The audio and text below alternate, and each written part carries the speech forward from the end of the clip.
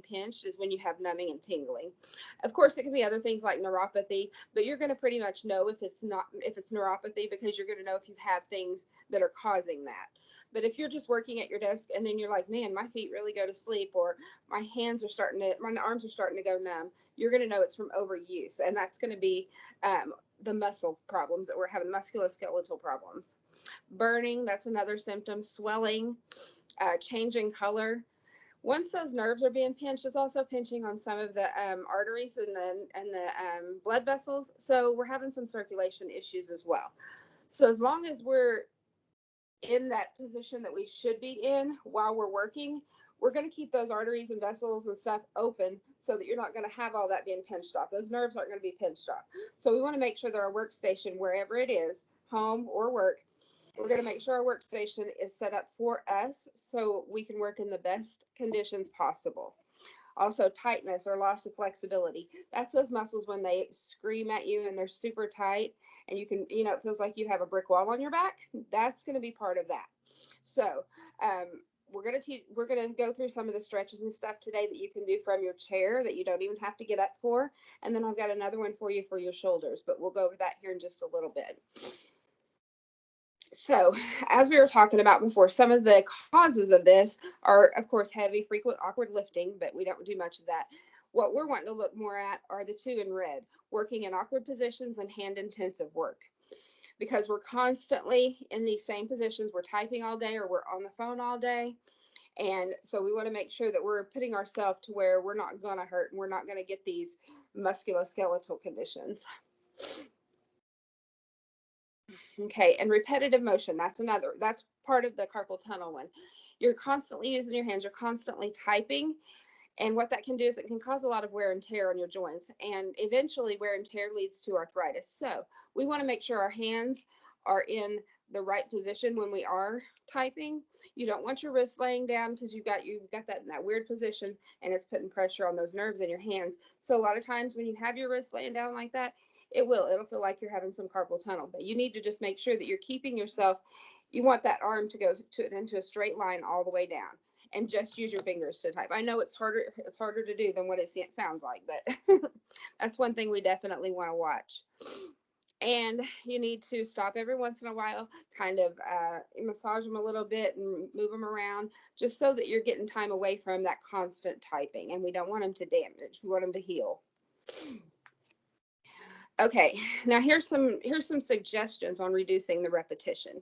Some of these you may not be able to use, but some of them you may not have thought of. You want to arrange your work to avoid unnecessary motions. Make sure your computer is eye level so that you're not hunched over, you're not bending, or you're not looking up to have to see it. So if you're at home at your table, that may include getting you a box or getting you some books and stack up under your monitor. Or if you have a laptop, we just want to make sure, or maybe a shorter chair so that you can come down some. We want to make sure that when you're sitting in your chair and looking at your screen, that you're eye level. And that's going to keep you from having that awkward motion in your neck that makes your neck hurt all the time. And then again, like I said, you want to make sure your keyboard's in a position that your wrists stay straight and they're not bent up or bent down, because that's what causes the pain. Make sure you have support in your chair. So if you need to have a pillow to sit on or a pillow behind your back so that you're not leaning back against an awkward position in a chair, do that. Because I know a lot of times our kitchen chairs, if that's what we are working in, they're meant for us to lean back in. Well, when you're working, you don't want to lean back because that's going to cause you to have more pain and you're going to be in a weird, awkward position. You want to make sure those shoulders are back. Kind of imagine you have like a tennis ball between your shoulder blades and you're squeezing that tennis ball. You want to make sure that tennis ball doesn't fall. So you want to make sure you keep those shoulders back. It feels awkward at first, but that's the one position you want to be in when you're typing and when you're sitting at your computer, because that's going to cause you the least amount of pain. Every day, whenever you're sometimes working and you're hunched over, about the middle of the day or end of the day, you'll start to feel a really tight place behind those shoulder blades and you just want to move it and you want to fix it. If you're sitting in the right position, you will decrease those feelings probably about 90%. So we want to make sure we're doing that. Take breaks to stretch, like I said. For every 20 minutes that no, I'm sorry, for every 2 hours that you're sitting there at your screen, you want to take like 20 seconds to stretch. So you can do it at your chair. Sit in your chair, grab the underneath of it, and just lean your neck over and kind of stretch that neck out. It's a really good stretch. It doesn't take any time to do, and you can do it right there in your chair. So do those stretches to kind of just help you out. Like I said, rotate your wrist around, massage them a little bit. Just make sure that you're breaking that up, and then spread your repetitive work out during the day too. Like I said, one of the most overdone surgeries in the United States is for carpal tunnel. This surgery could be avoided or mostly avoided if you're taking the steps to properly position your hands when you're typing and writing. So, like I said, you want that wrist to be straight. You want a straight line all the way down from your elbow down to your fingertip, not to your fingertips, but past your wrist, so that you've got that straight line. It's going to keep you in more of a position not to hurt. If you've got your wrist bent up or bent down, it's a weird and awkward position that your body's not used to, and it's going to cause you to hurt. It's going to cause problems. That's another repetitive motion problem, is you're leaving it in that position for too long.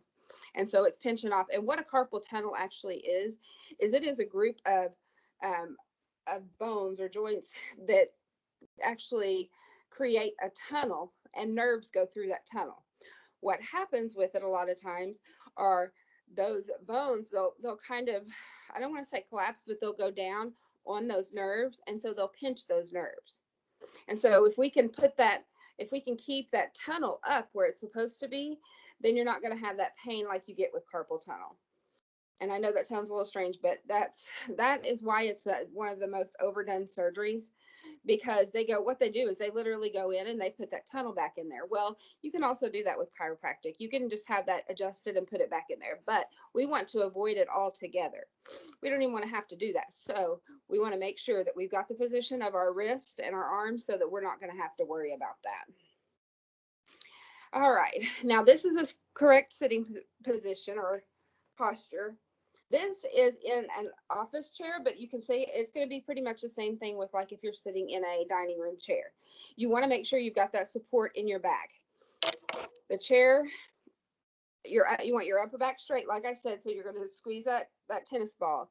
And then your backrest, you want to have that curve supported. So if you need to put a pillow there to make sure it goes into that curve to support it, it'll make sitting up with your shoulders back a lot easier on you. Your hips as far back in the chair as you can. That's why we want our hips back, but we don't want to lean back if you're in a chair sitting at home. And of course, if you're sitting in a dining chair, you're not going to have an adjustable seat. But if you do have an office chair at your house, you want to make sure that seat is adjusted to where you're facing straight onto your screen. And your top of your monitor is what you want it to be. Want it to be at eye level or just a little bit below.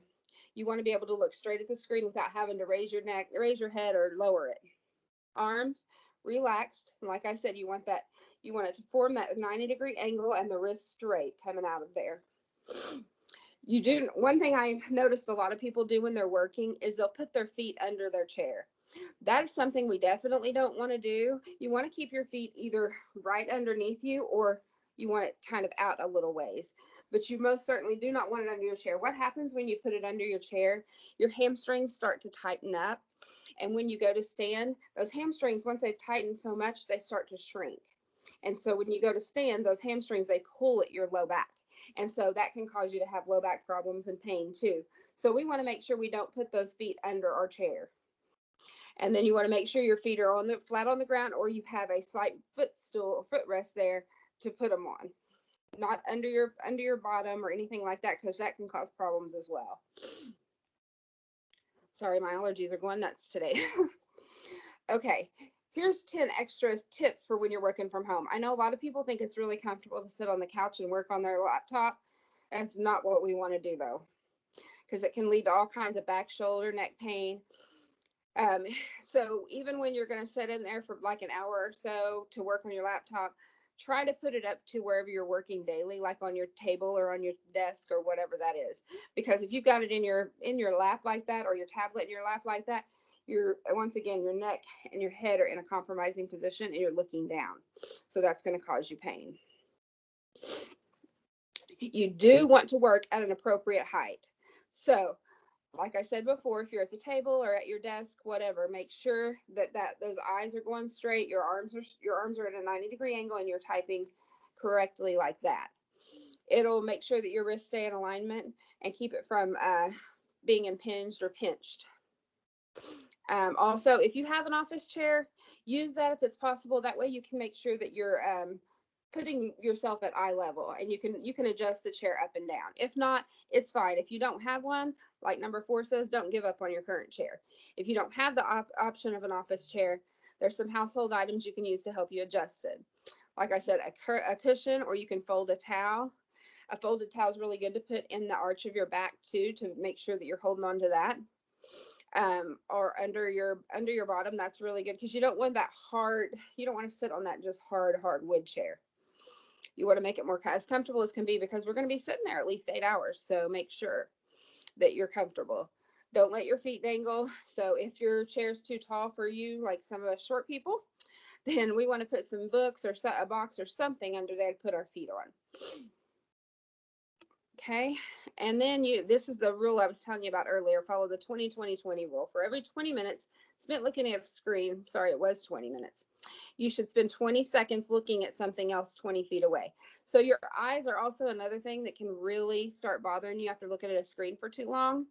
So you want to make sure, if you're looking at that screen for 20 minutes, take 20 seconds and just look at something else. You don't have to get up. You don't have to do anything. Just turn your head and look at something else, so you don't get that strain on your eyes.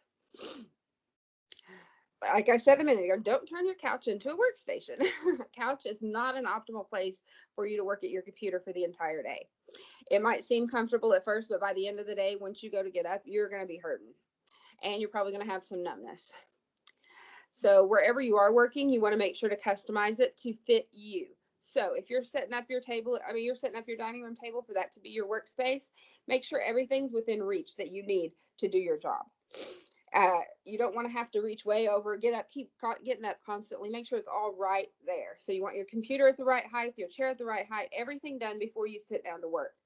And then, from then on out, that's going to be your space. So nobody else needs to get there and move all your stuff, because then you're going to have to go through this all over again.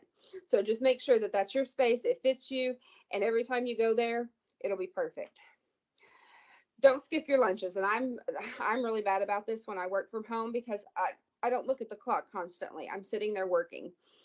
When we're at work, we know, our stomach tells us a certain time we're hungry or we're thirsty constantly. So you want to make sure you keep a bottle of water or something there, so that you can stay hydrated throughout the day as well. And make sure that you eat a lunch. Have a good lunch, so that you can take that break away from your computer to eat, to take that strain off of those eyes. You want to make sure you step away for a little bit.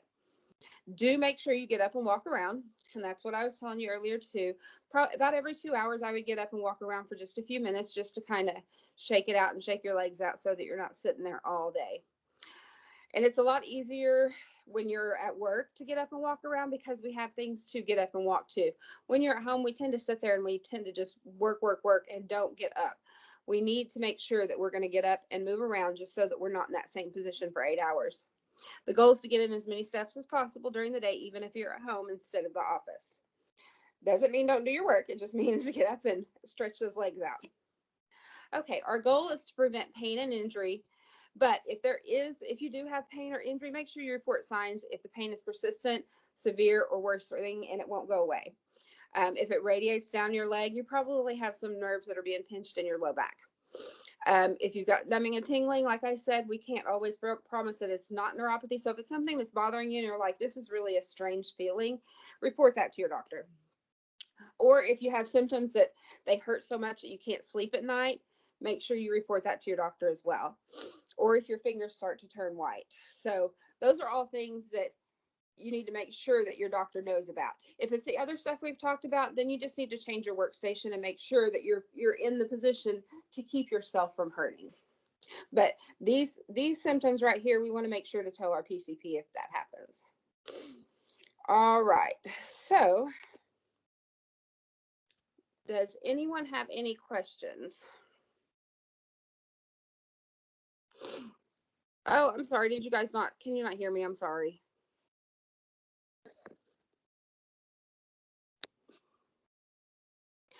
Okay. I know that Susie did a recording of this, and so I know that you're going to be able to keep that with you and look at it anytime. But I can also send over a copy of that picture. I also told Susie I have some different stretches and stuff that I can send to her that she